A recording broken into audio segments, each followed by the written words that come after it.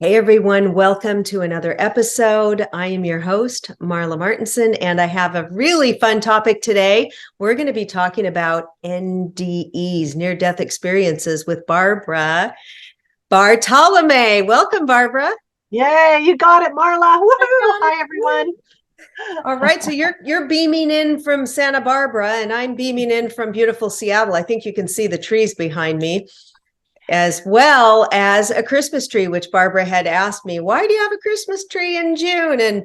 And I had as a very stressed, just so you guys, you watch my videos, you see this Christmas tree all the time.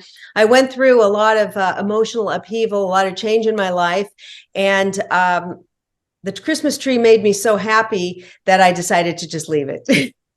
Perfect. We need to keep and surround ourselves with things that make us happy, and And that's the the way life bats, you should be. guys, the bats is, I love bats. And so they're my everyday bats, but I'm very, magical. And I actually would love to attract some bats. They eat, I think I was reading they eat like 1,000 mosquitoes a minute, or I don't know. They're like, Yay. they eat the mosquitoes. They're so I'm going to try to figure out how to kind of attract, maybe have a little bat house because they're very good for your environment. I think they'll love it. All right, so Barbara, welcome. Listen, we met in person a few years back, and you have such an amazing story. Let's hear it. Let's hear what happened to you, that you kind of got to see the other side, that other dimension, and the changes that came in your life. And yeah, just start from the get-go. Okay, well, I was born and raised in the Pacific Northwest where you are, but I called it Northwet Oh, because of the rain and the moisture. And when I was young, I was there were lots of times where these things would happen where my mom would look at me sideways. Out of our five kids, she thought I was like the interesting one, and I would know things were going to happen before they happened, etc. And I ended up moving down to Santa Barbara when I was about 27 years old, and I married someone who I met up in Oregon. He was from Santa Barbara, and he invited me when he was moving back down to come down and marry him. He'd been dating me for 6 months or something. And so I went ahead and moved down and I married him. I had already had a marriage that had failed after about 3 years. And I had a person that I had married and I had a little son. And so I brought my little son down to Santa Barbara and we married. And about 3 to 6 months after the marriage, I started recognizing really rough signs of abuse. And he was manipulative, controlling. He was an engineer. I had to do everything the way that he wanted it to be done. If I didn't put something away the way he wanted it, he would blow up. I think he was under a lot of stress at his work. He had a previous problem, I think, during his early years with his father maybe being abusive. I wasn't quite sure on what happened with that, but I started realizing that I was in a big problem. And what ended up happening was that he hurt my back, and I had a ruptured disc in my lower spine in my L5S1. So the first doctor that I went to, I was 31 at the time. I just had a little baby, 5-month-old little girl with him. And it was December of 1987. And the first doctor that I saw actually said that I would never walk again, that I had ruptured this disc and that it wasn't able to be fixed, and that the sciatic situation in my leg was so traumatic that it wasn't going to be helped. So friends of mine here in Santa Barbara said, no, no, no, you need to go to a neurosurgeon. You need to have another evaluation. So I did that. And that neurosurgeon said, oh, I can fix this, really cocky like. And of course, I wanted to believe that. So I went ahead and he scheduled surgery for me. But the night before the surgery, he and another doctor who was an orthopedic surgeon decided that I needed a myelogram, which is injecting iodine dye into your spinal cord to see when they tip the table, the x-ray table that you're on, so that the dye flows down your spinal cord to see if there are any chips in your spinal cord, because if the disc blew out and chipped the spinal cord, it was going to be a bigger deal. So they told me after they'd injected the dye into my back of my neck, the x-ray techs told me, you have to hold completely still during this entire procedure because you'll have headaches for months afterwards if you don't. Well, I'm a really follow the rules kind of girl, and I laid there on the table, and they started moving the table. One of the x-ray techs was pushing a button, the other one was in front of a monitor, and both of the doctors, the neurosurgeon and the orthopedic surgeon, were leaning against a wall, and they were talking to each other, and they just were waiting to see what the results were of the test. And there was also a nurse in the room. And I started feeling, the minute the table started moving, I started feeling kind of funny. And the two x-ray techs were talking to each other, and I didn't want to interrupt them. So I laid there on the table, and I felt funny, like I was going to faint. And after about maybe 2 minutes of the table moving, I realized, you know what, this can't be right. I'm going to faint. I know I need to talk to him and tell him. So by the time I realized that I should actually interrupt them, I couldn't speak. I could think, but I couldn't get my mouth to move right. And then I also couldn't reach my hand out. And soon, within 30 seconds of that time, I started hyperventilating, which caused them to notice that something was wrong. So the x-ray tech that had his finger on the button, he leaned over my face and saw that my eyes were rolling back in my head and I was hyperventilating. So he leaned back to see where his thumb was on the side of the x-ray table, and he made this face like, oh my God. And that was the last thing that I saw. I shut my eyes, and in the next second, I was up on the ceiling, and it literally felt like I had a head, but there wasn't any head up there. Obviously, I was all the way on the table, but it felt like I reached a perimeter, a barrier that I couldn't go past, and I was up like against the ceiling. So I felt immediately all of the strain and worry and scaredness that I was feeling, hypertension that I was feeling in my body, gone. And it felt like I was wrapped in this wonderfully warm blanket of love and acceptance. And I just felt totally fine. And I looked down and I said, if I'm up here and my body's down there and he's calling code blue, I think I just died. And right when I said that, I felt and realized that there was someone next to me.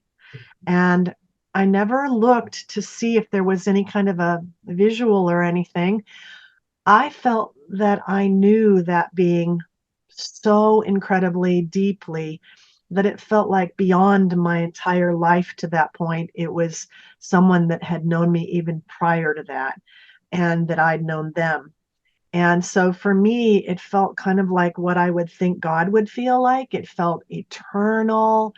It felt loving. It felt completely the most amazing, beautiful feeling. And I began to talk to him in my head and say very calmly, I really need to go back into my life. I need to be able to protect my children in this situation.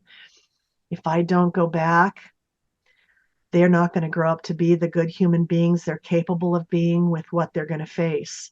I need to go back to protect them. So I was calmly saying that. Of course, down below, the room had gone into panic mode. The doctors were screaming out orders. This lady with an oxygen cart came in.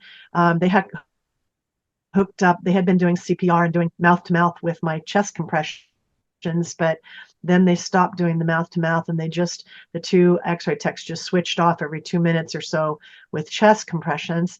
And the lady that was the nurse that had been in there, she was calling on the phone for the defib unit, screaming stat.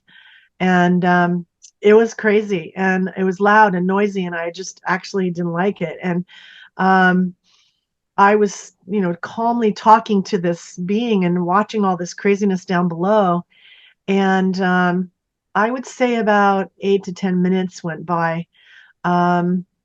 They got the oxygen cart in there. Then this man came in with a heart monitor, And I didn't know what that was. It was just a box that he set on the shelf next to the x-ray table that I was on. And he was standing there peeling these white tabs and putting them on my body, on my chest up here. And I looked down in the midst of talking to that being and said, I understand everything else, but what is that he's doing? Mhm. And the second that I asked that, I was moved down in front of the box, and there was a dark green glass, like a rectangle at the top of the front of the box with a bunch of dials and things. And I watched his hand go between my vision and the box, and he flicked a toggle switch on the side of the box. And then a little white light lit up inside the green glass area, and it started going straight across the screen, and it was making this monotone sound. Well, I'd never seen a heart monitor. I didn't watch TV much, and I just didn't, that wasn't ever in my knowledge base. And so I watched the little white light go across the screen, and I was right in front of the box, and I was trying to figure out what it was. And the second time it passed again all the way across the screen. I still didn't figure it out. And the third time it started to go across the screen, all of a sudden it hit me, and I went, oh, it's supposed to be going up and down. That's a heart monitor. And the second that I thought that, I was moved back up on the ceiling next to the being, and I continued to, ask to go back. Well, about a few minutes later, then the neurosurgeon said to the orthopedic surgeon, I was watching it all down below and up on the ceiling still again. And he said, too much time has passed. She's going to be brain dead. We need to do something. Mhm. And so then the orthopedic surgeon said, stand clear. And the people that were around the table, the nurse, the x-ray techs, everybody kind of backed away from the table. And he took 2 steps forward, took his arm from behind his back, swung it up over his head, and pounded it on my chest. And I found out years later that's called a precardial thump. It's done as a last-ditch effort to restart a heart when they don't have a defib in there. And it's supposed to shock your heart, hopefully, and restart it. It very rarely works. From what I've read, very rarely works. Well, it didn't work on that first blow. And up on the ceiling, though, the being finally spoke to me. Mhm. And in this beautiful voice, so calm and so loving, it said, but if you go back, you'll still be in your marriage. What will you do? And all these little flashes of moments that I had lived through, these memories of all these incidents of the injuries and things that he had been doing to me flashed, just flash, flash, flash, flash, flash. And it was reminding me of all this stuff. And after they flashed, I was given the time to think about all the things that I thought about all the things I'd done to try to help him change his behaviors.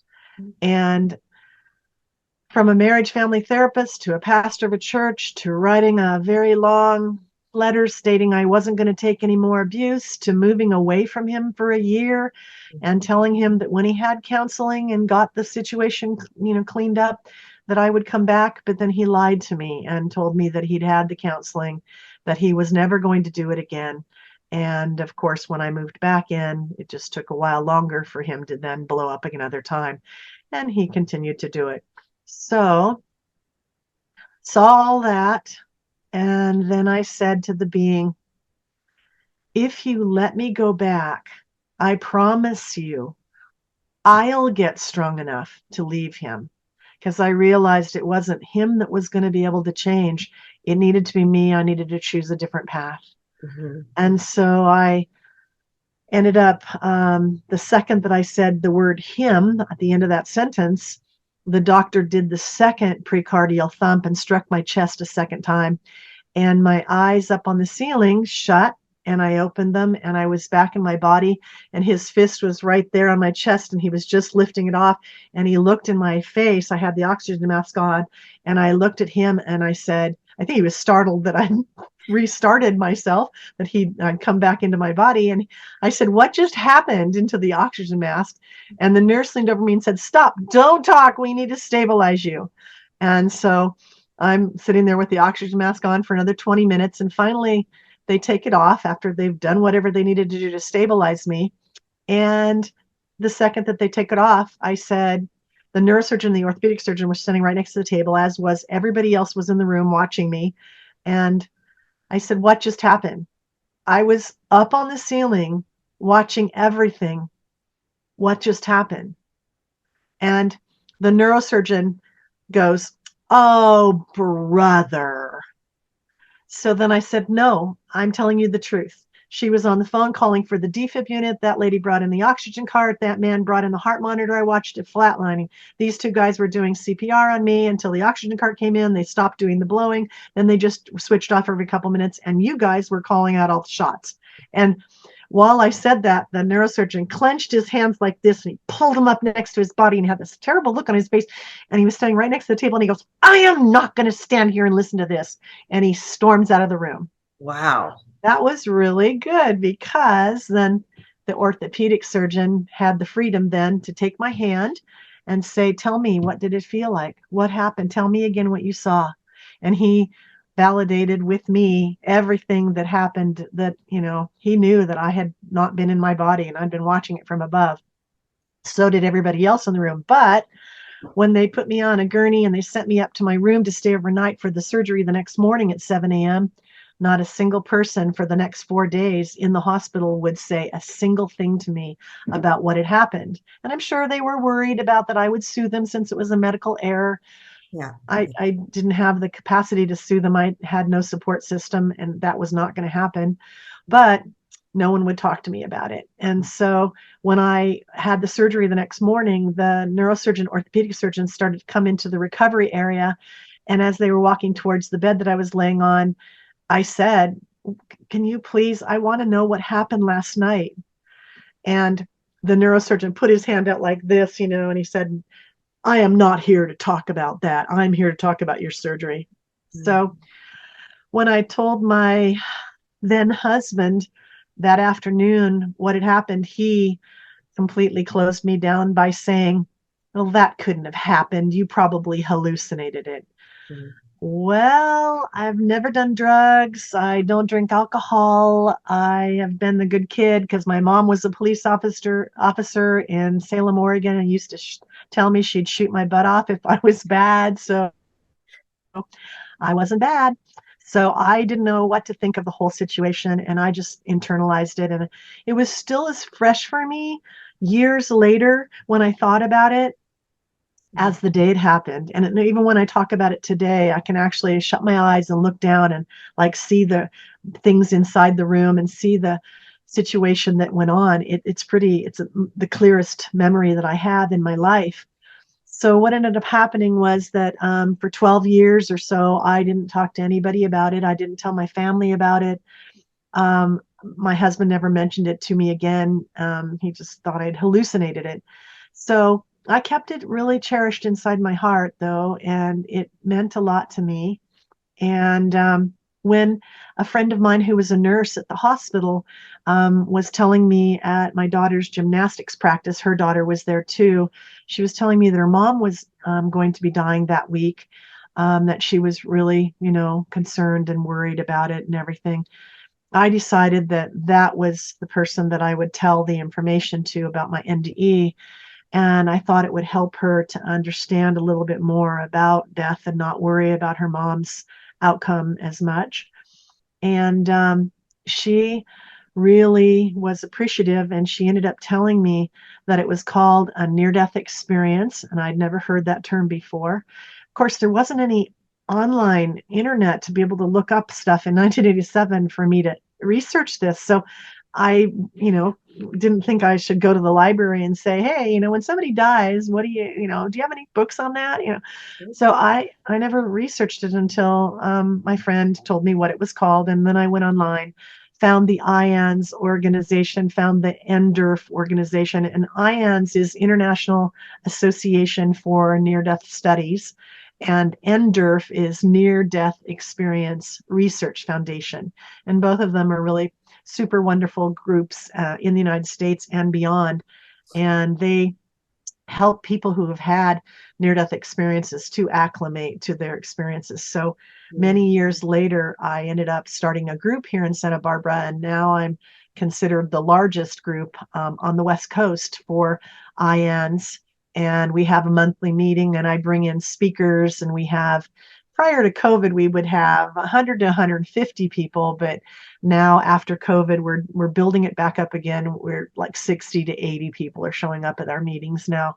But people are very interested in this subject, and the NDEs help people to understand what happens when someone dies, and what their grief is reduced because they understand that the soul continues on beyond death, and that yes, the person may not be here, but they are in another location that, as far as I'm concerned, we can, actually connect with that other side. And so I feel like when I tell my story, I'm giving a really good gift out to people in the world, and I'm hoping that it helps people with issues about death and issues about grief. And so I do a lot of podcasts, and I've been on the NBC Today show. They came and interviewed me here in Santa Barbara, and also US News and World Report did a wonderful article about my near-death experience with two doctors validating that, yes, NDEs are real.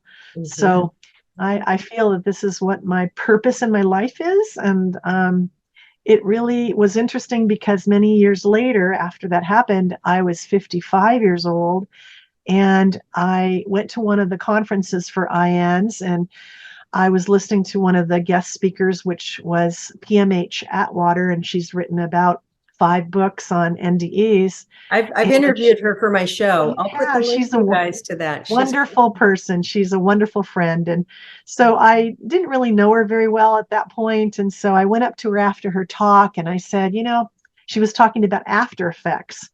And I went up to her and I said, I had my near-death experience at age 31, but the after effects that you're mentioning validate all the way back to my early childhood. Well, so I don't understand, why would I have those after effects all the way through? right. And she took my hand. She was so gentle, and she said, I think you should talk to your family, because you may have had something that happened to you when you were either born or when you were young that you don't remember. And so speak with your family about it. Well, then I thought, okay, my parents are both deceased. So my oldest brother is 10 years older than me. And we were just happened about a month later to be going up to have dinner with him in Oregon. And so I thought about it, thought about it, thought about it. And I'd never told him about my NDE.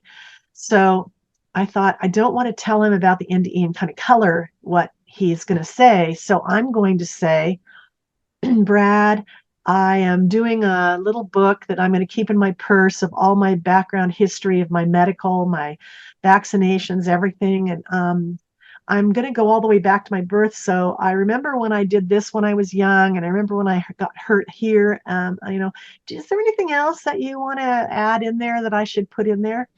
And at the time we were going into the restaurant, and he said, no, I can't think of anything. And so we went in, had a wonderful dinner, and we were outside with his wife and his daughter and my husband afterwards. And all of a sudden he calmed, and he said, Barb, and he put his hand on my arm, and Victor, my husband, was standing right next to him.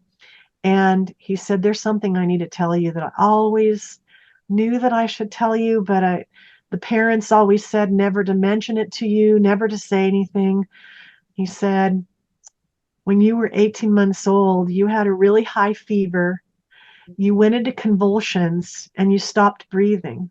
And he said that Dad called the fire department, which was like 911 back in 1958. And they told my dad to yell to my mom to submerge my body in tepid bath water, and then to add ice cubes to slowly lower my body temperature while the ambulance was on its way. Because if they put all the ice cubes in and then put my body in, then that would be a shock for my body, and it would be worse for my whole system. So my mom was in crying over the top of me and doing that. And she had sent both of my brothers over to the neighbors' houses to get more ice, because, there were no automatic ice makers back then. And so my brother came back from getting the ice from the neighbor, and he said he stood in the doorway and handed the bag of ice to my mom and watched And he said, I was soft purple. He said, I was lifeless, not breathing. Mom was crying and crying and crying over the top of me.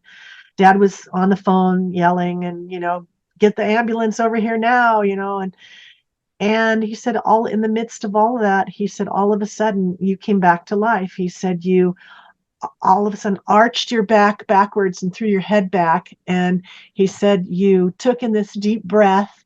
And then he said, you started crying and you turned from purple to bright red again because you were still your body was still feverish. But he said he was never so happy to see the little, bratty redhead that was his little sister come, back and start crying. He said he was really relieved.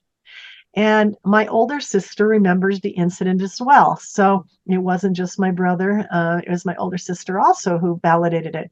So that was really helpful to me because I'd had all these incidents and I was young and growing up and teenager and everything where all these weird things would happen where I would know what was going to happen ahead of time, or I would have this amazing unfolding of an incident that people around me would go, how did you just do that? So it was kind of a little on the freaky side for me too. So it was wonderful to find out that I'd had that early NDE because it answered a lot of questions for me. Well, can you give an example of one of those freaky things that happened that people would say, I can give you tons of examples. Hear an example. So one of my youngest ones was when I was 5 years old. I was walking with my mom, and she was a very strong, powerful woman. And we had 5 kids, and so I had a little sister, and she was 3 and I was 5. And we were standing at a street corner in Salem, Oregon. And the big rule was when mom was holding on to your hand and you were at the street corner, you did not let go of her hand. So I did that and I covered my face. And I was sitting there covering my face, looking scared. And my mom turned and looked and said, what are you doing? And I, through my hands, said, they're going to crash.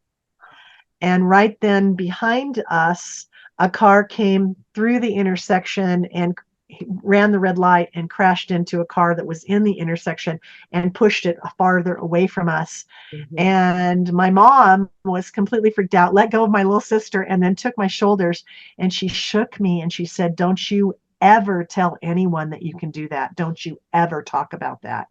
Huh. So it was upsetting to her. When I was about 11 years old, my mom got a telephone call that my grandfather had died, and she was on the phone in the living room. We didn't know why she was crying, and my older sister and my younger sister and I were standing there waiting for her to get off the phone. And when she hung up, she turned to us and she said that Grandpa was dead.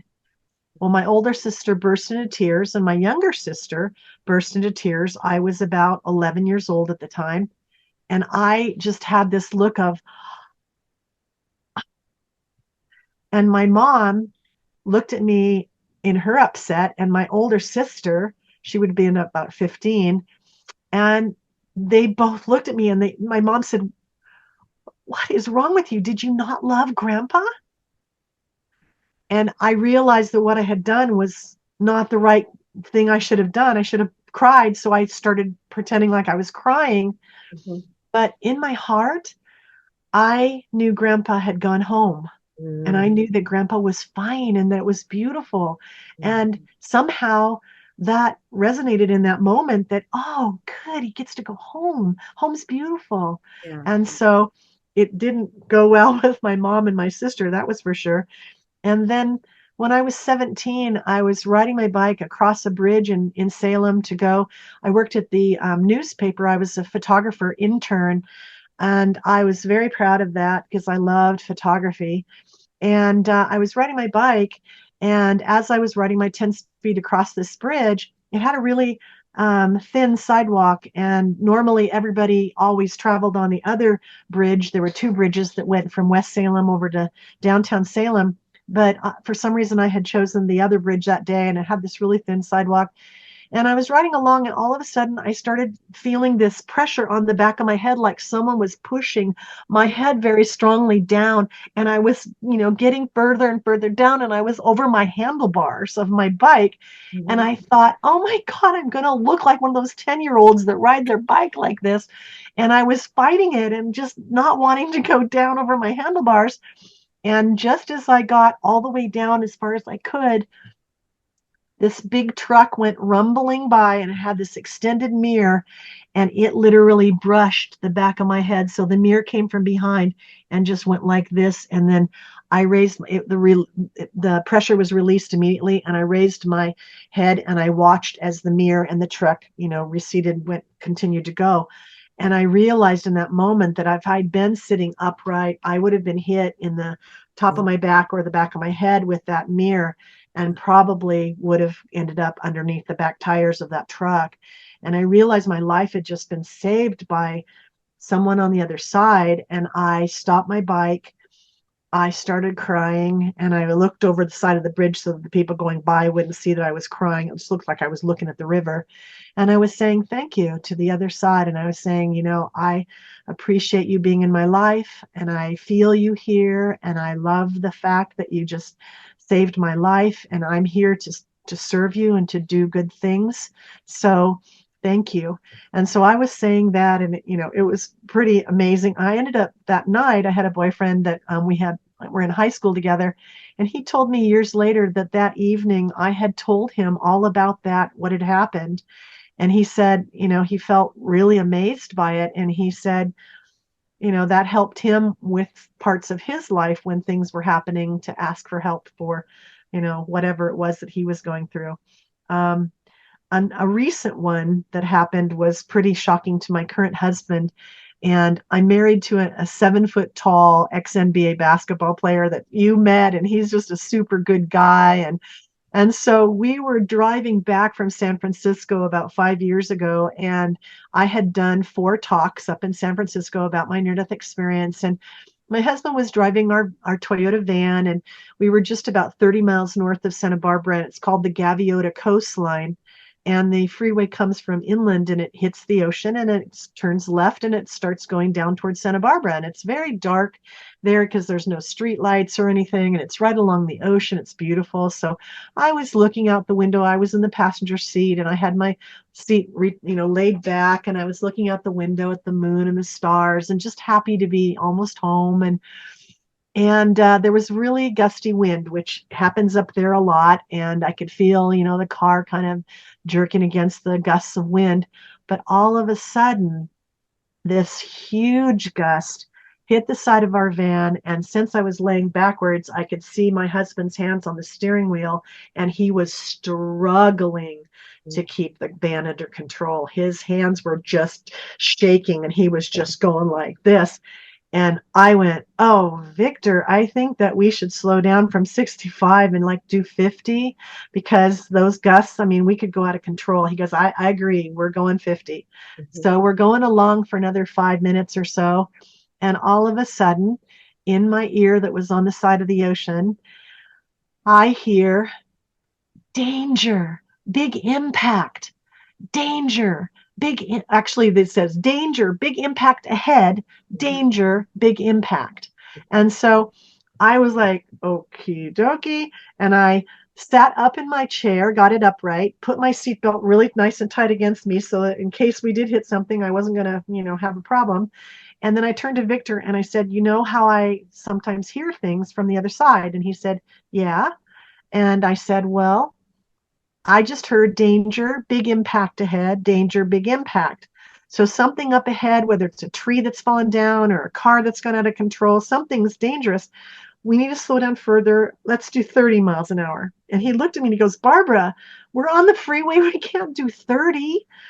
And I turned around and looked through the back of our van, and I said, Victor, no one's behind us. No one's going to care if we're doing 30. If you see somebody coming and catching up to us with their lights, in the dark, then go ahead and speed up a little bit until they pass us. But we're gonna need slow down time. So please. And he goes, okay, I can do that. So we're going along at 30, and weirdly, no one catches up to us. This is the way from the north to get into Santa Barbara. This is usually a very busy freeway. So what I didn't know and he didn't know was that the California Highway Patrol had closed the freeway behind us because of what was up ahead. So as we went around this corner, maybe 10 minutes later, we went around this big corner and I saw a police car's lights, and I knew right then that that was where the danger was. So we were doing 30 miles an hour in the slow lane, and the first thing that we noticed was that the police car was stopped blocking the slow lane. His car was in the slow lane blocking it. So as we started approaching closer and closer, I thought, why isn't the policeman anywhere nearby? If his car is here and it's stopping, in the slow lane, where's the policeman?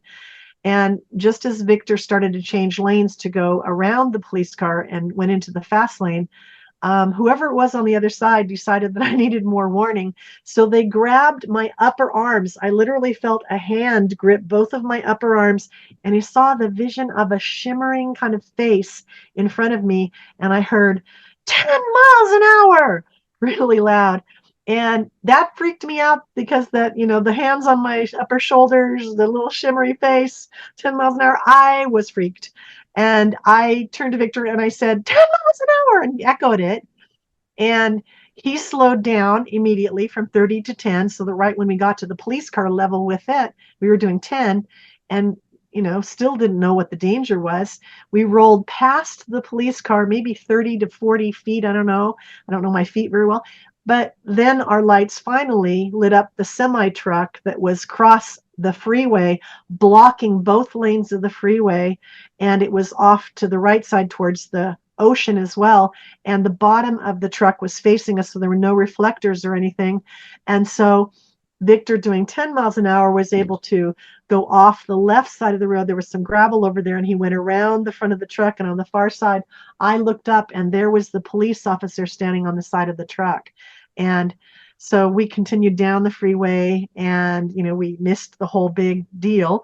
And about 10 minutes later, I immediately started saying thank you to the other side. And about 10 minutes later, my husband finally says, Barbara, how is it that just happened? He said, if I had not been here visually seeing all of that, and he said, I never would have believed it. He said, how did that just all happen?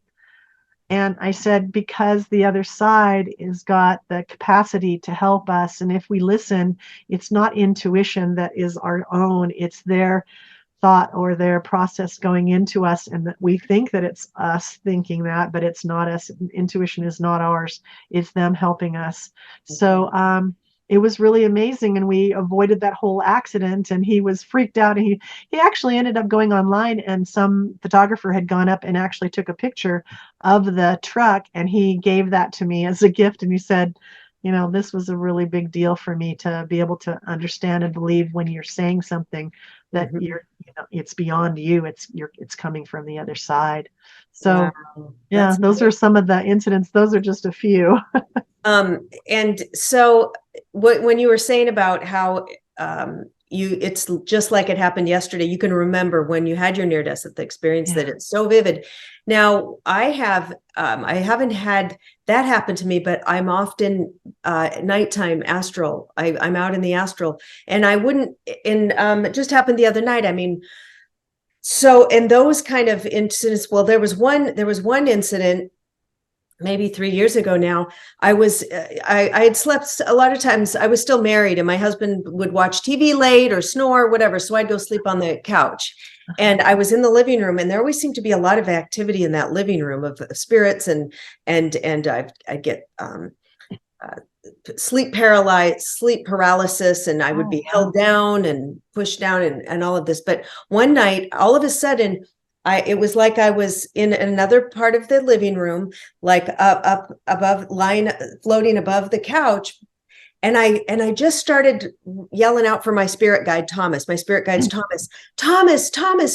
I don't know why. And I looked in the corner of the dining room, and there he was. This is the first time I ever saw him. He was standing really tall all the way up to the ceiling, and he had this dark hair, and he had a light coming, shining at me. This light, he was looking at me, and this light was shining, flashing at me, like to say, I'm here. And I was like, oh my God. And I've seen met my dad on the astral plane in my room. I felt myself fall out of my body. And yeah, there's been beings coming into my bed sometimes. One night, my dog was in LA with my husband. She wasn't even up here in Seattle, but I was in bed, and all of a sudden I feel the blanket kind of moving, like rustling. And I was thinking, oh, it's the dog. And I'm like, wait, no, she's not here. And I'm like, in my mind, oh crap, who is that? Somebody's coming in the bed. And then my hands were held down, and I was paralyzed. And then I just waited, because this happened so many times. I'm just like, come on, let go. And then they let go. They always let go. And so, but it's my point is it must be almost like a near-death experience, because we're out of the body. And I remember those there. I can cite so many of them, and I remember them like they happened yesterday. They're crystal clear. It's not like a dream. A dream would fade. These are small incidents that last a short time, and it's so real. And I'm do you have any comments about that, or had any experiences with that, or people talking to you about that? Well, those would be called out-of-body experiences and spiritually transformative experiences, because it transforms what you understand about this world. So a near-death experience really was misnamed by Raymond Moody. It should have been called a death experience, because generally in a near-death experience, you have your heart is stopped, you're in a car accident where you're dead in the car or whatever it might be, and you actually rise out of your body and then you go back in again. So yours is called an out-of-body experience, which is a part of the near-death experience, because we obviously rise out. So but you weren't close to death, so that wouldn't, the heart wasn't happening, unless you have a heart issue that it might have happened. But yeah, it's just, they're really amazing.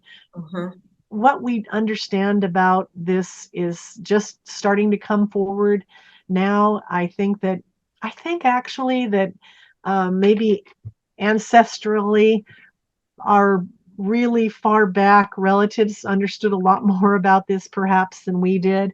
And I don't know how it got closed down to all of us, but I feel that, it hasn't been talked about for centuries.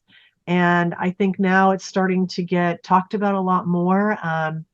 And I believe that a lot of people are experiencing it, but don't talk about it. And that is what I find all the time, because I have a little pin that I normally wear that says NDE, and I had them made, and I give them to all the experiencers that I find, and so that I say, if you wear this, people will ask you, what does that NDE mean? And you'll get to talk about your story, but you'll also be able to hear them. They'll tell you about their mother's story, their aunt's story, their father's story, their brother's story.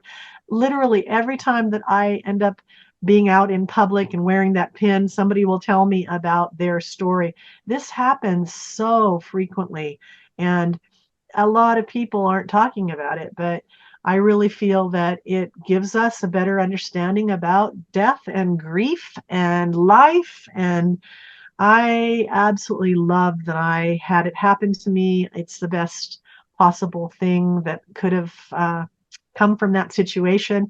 It allowed me to leave. It gave me the power to realize that I needed to leave that abusive husband, and then I gained a really nice one. So you did. And this is a great, also as a matchmaker and coach, I do also talk a lot about narcissistic abuse and, getting out of those situations. And so this is also a good example. Any women watching this who's in this situation, or, look, your back was injured, you can be killed. I mean, you luckily you had this magical experience from it. It turned out better, but it's dangerous. So we have to, as women, have that reach out to somebody, have that resolve that I will leave, and you promise that being, whoever it was, that God or your angel or whatever, just I will do it. I will get strong. That promise was the difference. When I made that promise, I knew I'd promised someone, either God or one of my angels or somebody, and I carried through with it. It took me 3 years to safely get away from him.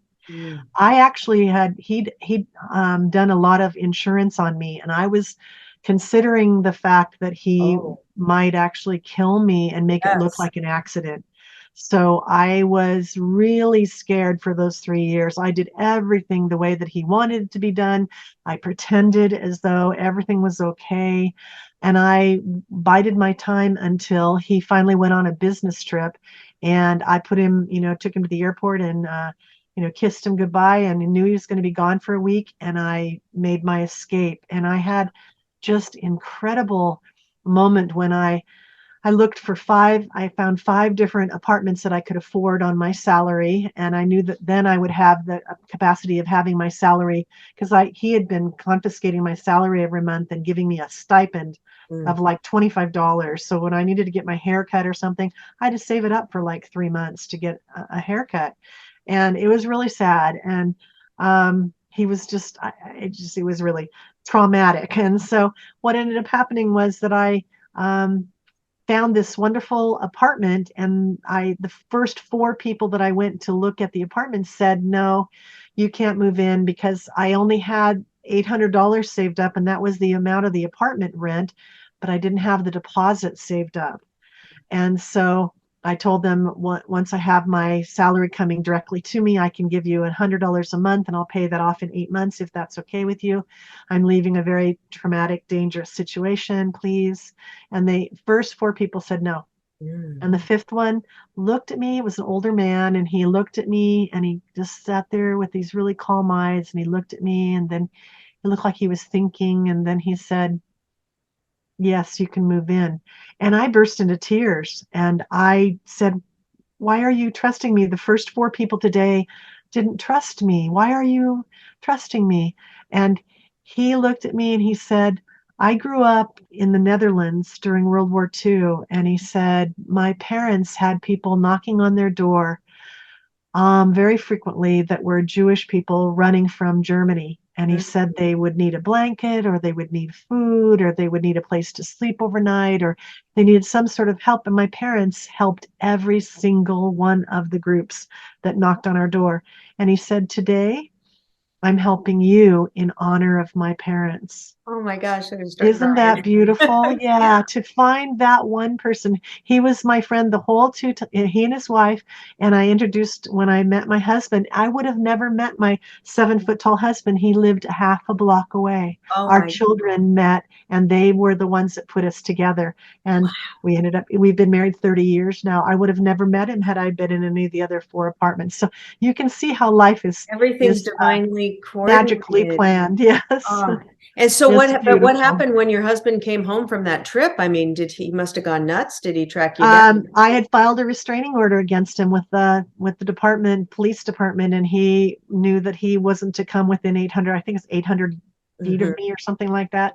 So Okay. yeah, so I got through the divorce, and ended up moving away, ended up marrying his secretary, and moved away. And I was happy to not have him in Santa Barbara anymore. I actually have forgiven him, and when I see him, because my daughter is his daughter. Mm. Um, she's not very close to him, but when I have had to see him, um, I've always been very nice to him, and I don't reflect any negative stuff. So I've let it go. And it was traumatic back then, but it's over with, and I survived it, and it's good. So And you had mentioned that you said to the bean when you were out of body, I need to go back. My children need me. yeah, And I yeah. think about there's a lot of women who are abused, and then they're also in your situation, but they don't go back. Are actually killed, and they do have children. So it's interesting to think why some get to go back and some don't. And It could be that those children, in their lives, I believe that we plan our lives before we even get here, and that we choose the people that are going to be playing different roles in our lives. So perhaps in those situations, those children chose to, not have that person come back in their life and have to struggle through whatever it was on their own. I don't know the whole right. story of everything. I just have my pieces that I feel Yeah. resonate for me, and so that's it. And do you have some psychic abilities too? Like if people to read them kind of, or do you get, if you're with Um, somebody, anything opens up or a mediumship or anything like that? Or is it more just information for yourself that happen synchronicities? well, there's just a feeling sometimes. I always say that I always hang with the good people. I choose positive and loving and kind people. And if I, feel that there's somebody that's not showing that, then I stay away from them. Okay. So, um, the most amazing things have happened in my life. I call it the amazing life of a double dead redhead. Oh, I love it. Did you write that Because book? That's a I book. swear Did you I write have that? had, yeah, I've had the most incredible things. One of them was kind of cool. I'll tell you, when I worked at the University of California, Santa Barbara, I was in the Graduate School of Education and loved my job, loved my boss. My husband worked there on campus for 36 years, my current husband, and we loved being gauchos. We were just totally loving it. And one morning, my youngest son that I had with my current husband, he was about third grade, and I went in to wake him up. And as I was standing in my living room, there's a big picture window that looks out towards the hills behind Santa Barbara. And as I was walking past it, there was a feeling like a grip on the back of my head, like someone was going like that. Well, I stopped and I thought, am I having a stroke? Is that what a stroke feels like? Should I sit down? Should I call out for Victor? It's going to scare the kids. I was thinking of all this stuff and I'm standing there going, ooh, what's, I actually put my hands up to my head. And when I brought him down, I had goosebumps all over my arms. And so I was like, what's going on? What's happening? And freaked out a little bit. And all of a sudden, this big voice in my living room goes, you will have a scrapbook store. I did not scrapbook. I had no idea of that. I had no interest in it. I was like, what? And I turned and looked at the ceiling and I said, God, are you talking to me? Because you know what? I think you might have the wrong house, wrong Yeah. neighborhood or something, Oh because my that's God. not me, you know? And so no answer, no nothing. So I went running into my husband and he was in our walk-in closet and he's, super tall. So I'm like, guess what just happened? Blah, blah, blah. And I tell him, and he looks down at me and he goes, Barbara, I think that if you got that big of a message, you should see what it's going to take to get you there. And I went, what? We have two kids in college. We have another one going there next year. It's just no extra money to start a retail store. I don't even want to do that. And so then I looked back up at him again and I was pretty astonished when it wasn't his voice when his mouth opened. It was the voice from the living room. And it said, Barbara, you're the one that received the message. And I just went like this, That and came Victor, out of your husband's mouth like it came that. out of my husband's mouth. Yeah, And I was like, what was that voice? Wow, he was channeling the message to I you. totally freaked me out. And I went over and sat on the bed. I was like shaking, and I was like going like this, And he came over and he said, "What's wrong?" And I said, I just I can't. No, I can't talk right now. I just, can you fix breakfast for the kids and take care of things this morning?" And he said, "Sure." So he came in, kissed me goodbye with our youngest son, and drove to school. And I was late to work, so I had called my boss and said, "I'm going to be a little bit late today." And so he said, "No problem." And so I got in around 10 o'clock at the university for 2 hours. I was getting off at noon that day because I'd arranged to leave early. And so for 2 hours, I sat there doing my stuff at my desk, but I was talking to God the whole time going, I have no clue as to why you would want me to do a scrapbook store. I don't even get that. So then I was in my car and I was driving downtown after I got off at noon. And inside my car, this another voice said, you need to stop and ask about a business loan. Mm. And I'm like in my car going, will you guys identify who you are and tell me what's going on today? Like, hello, I'm kind of behind the eight ball on this one. And so the bank that I banked at was like a block and a half ahead of me. So I went ahead and pulled into the bank and I sat in my car and I said, okay, God, I said it in my head because I didn't want people to see me talking to myself. Yeah. And I said, I'll go into the bank and I'll ask about a business loan, but does not mean I'm going to have a scrapbook store. Yeah. So I went in and I asked who to talk to and I got directed to this guy and I introduced myself.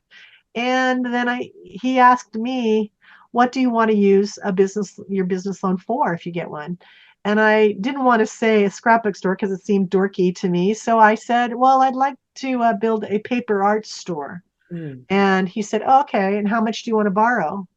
Well, how would I know? I Yeah. have no idea. So I looked at him and I kind of had this look on my face and I said, I don't know. How much do you think it's going to take to open a paper art store? And he didn't think that was funny. And his face just completely closed over. And he said, Mrs. Bartolome, you need to approach the bank when you have a business plan in hand. Mm. And I said, oh, I'm sorry for wasting your time today. I'll, consider it further. And thank you so much. And I got up and just wanted to get out of there.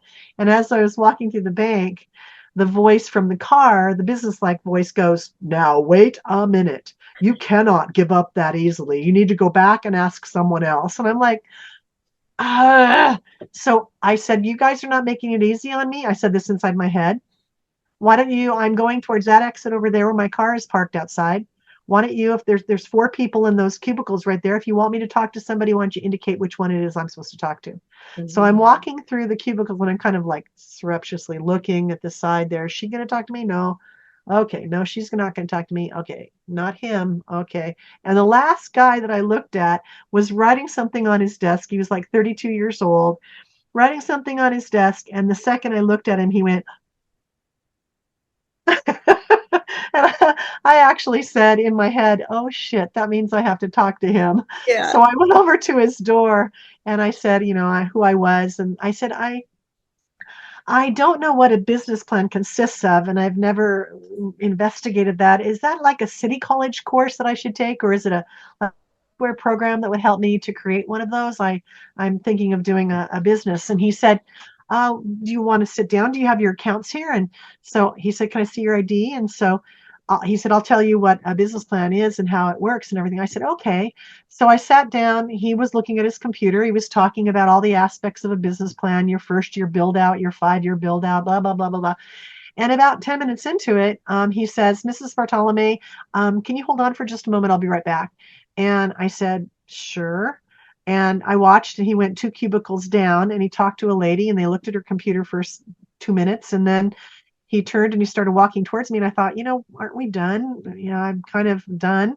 And I stood up and I had my purse and I was ready to leave. I was in the hallway and walks up to me and he goes, Mrs. Bartolome, you've been approved for a $250,000 loan to start your paper art store. Do you want to Mm. come in tomorrow and sign paperwork for that? And Wow. so I called my husband and he was at the university and he didn't even question it. He said, sure, what time? Yeah. So literally opened my store about a month or two later, and I had it for 6 years. I was named Businesswoman of the Year for Santa Barbara. Oh my Who would have God. guessed? And I had Wait, this yes.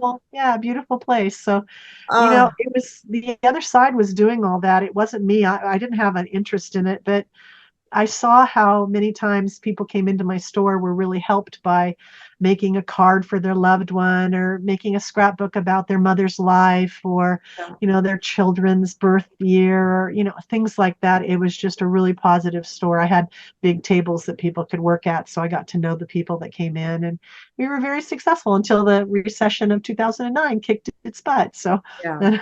and now I do the IANS group here in Santa Barbara and just love it. So And do you it's have a website for people to connect with you yourself or what? Yeah, How? well, yeah, there's the IANS website for Santa Barbara, and it's www.iandsSB.com. Okay. And then the That big flash. website for IANS, the big organization is www.iands.org, Yeah. IANDS.org. And then there's also the Near Death Experience Research Foundation's website, which is nderf.org. So Mm. all of those have lots and lots of stories. The people's, their information about when they had their near-death experience is all written out, and you can read it. And there's just a lot of information in there on both of those websites for anyone who has any interest in it. And then, of course, when you Google, online, there's tons of podcasts, and there's so many people. One of the podcasters that I really love is Anthony Chin, Chene, and he's from France, and he does wonderful videos of near-death experiences stories. So check them great. out. Okay, I'll check Anthony out. And gosh, Barbara, thank you for sharing all this amazing, magical stories and your experiences. Appreciate it so much. And everybody, if you've had an experience, leave it in the comments. I want to hear, because I'm sure a lot of you who watch this have had your own experiences or heard about it. And so until next time, everyone, much love. Much love.